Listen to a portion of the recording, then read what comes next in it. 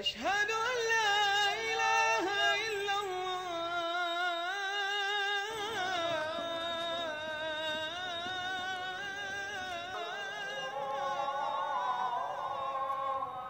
السلام عليكم ورحمة الله. السلام عليكم. The checkpoints, along with the settlements, were created to physically cut Jerusalem from its motherland in the West Bank. The project that Israel began in 1967 has started to bear fruit. 23 settlements and 12 checkpoints exist in what Israel now calls Greater Jerusalem. Israel's objective to cut Jerusalem from the West Bank and to create irreversible facts on the ground is working.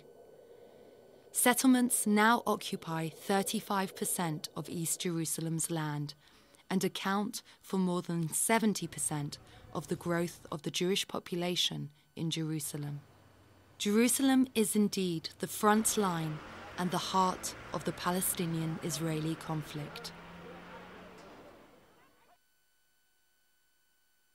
If Jerusalem is the heart of the conflict, the Old City is the heart of Jerusalem, the most fought-over square kilometre in history.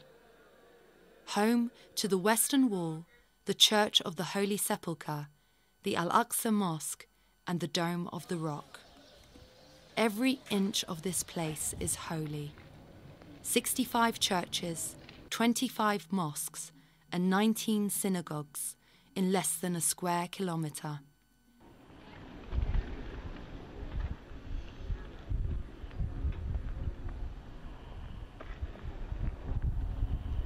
If Jerusalem is the heart of the conflict, and the Old City the heart of Jerusalem, then this place is the heart of the matter. To the Jews, it is the Temple Mount, the site where their first and second temples stood. And it is also the site where many Jews believe the third and final temple should be rebuilt. For the Muslims, it's the Al-Aqsa Mosque and the Dome of the Rock. For the last 1,500 years, Muslims have called it Haram al-Sharif, where Muhammad ascended to heaven to meet God. The battle for control over the Old City is different to the rest of Jerusalem. There is no room within the Old City walls to build a huge settlement to play with its demography. So the battle here is over the existing homes of Palestinian Christians and Muslims.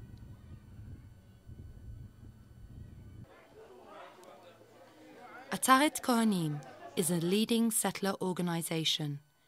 Its main objective is to change the demographic makeup of the Old City by repossessing homes from Palestinians. These homes, marked by Israeli flags, can easily be spotted.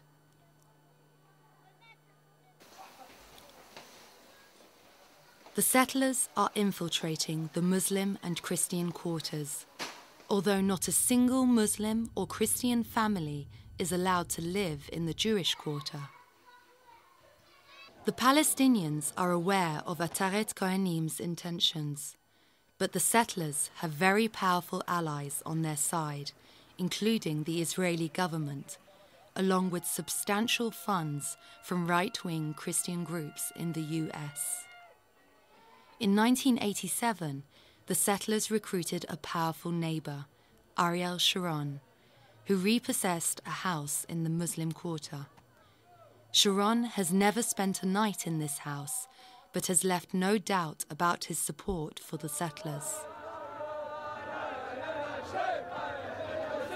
The settlers are indeed powerful and connected, and every year they get the chance to parade their power when they march in Jerusalem to celebrate what they call the unification of Jerusalem. This year, they are celebrating their 40th anniversary. Ironically, this is the day when Jerusalem looks as divided as ever. A massive police presence floods the city so that the settlers can march in and around the old city. The old city is shut down and the Palestinians are kept under curfew. No one is allowed to enter or leave until the march is over.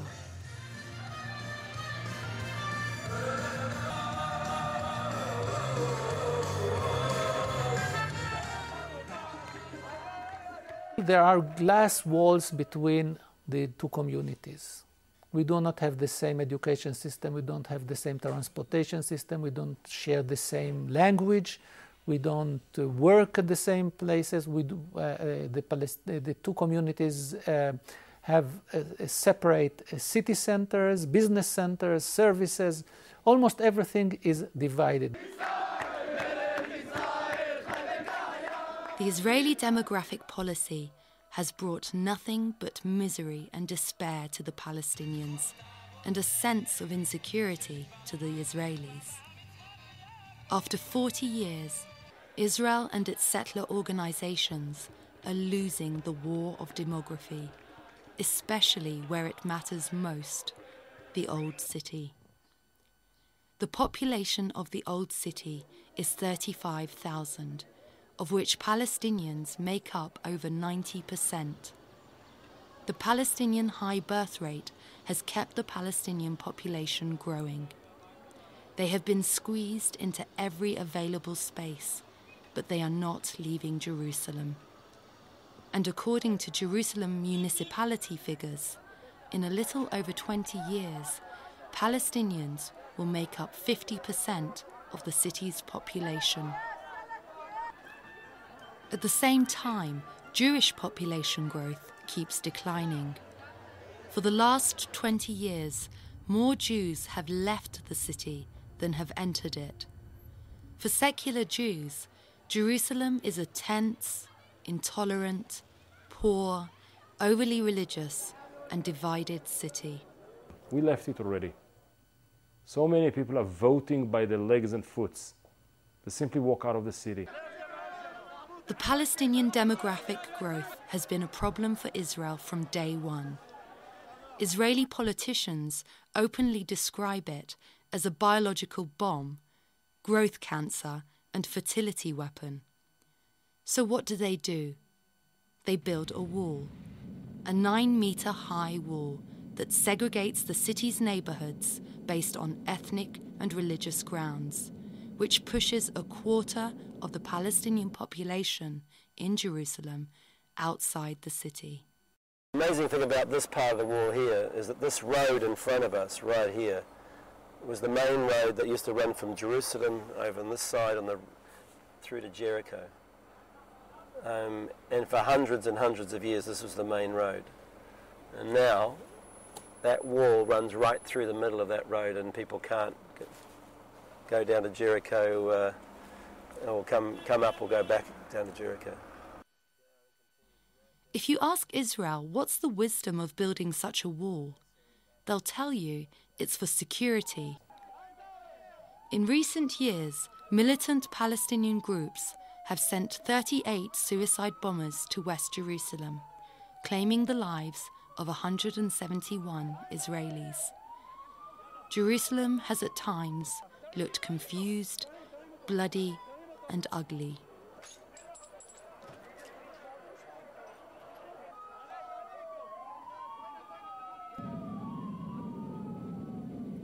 Watching the path of the wall leaves you with great doubt about any security logic.